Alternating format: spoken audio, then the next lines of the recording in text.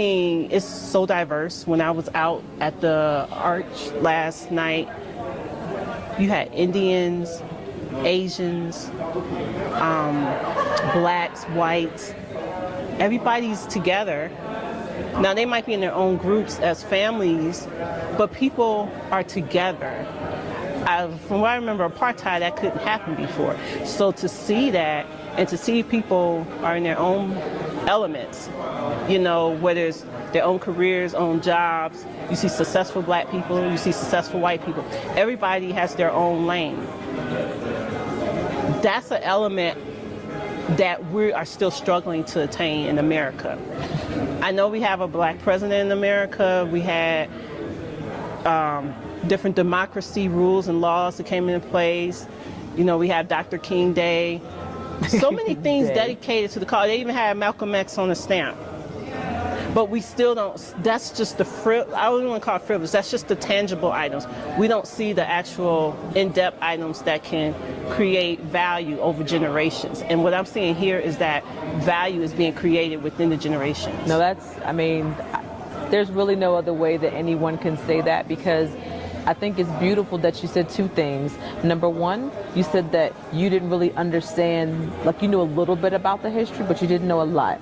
So admitting that you didn't know a lot is one thing. And number two, understand that it also works in reverse. They don't really know our history that much either. Mm-hmm. So you can't expect them to know very much. So when you're having conversations with people like Herbie, right, and he's telling you about the history, you're getting it from the horse. And when you're talking about our history, he's getting it from you, and you guys are kind of coalescing and understanding the similarities and also the differences.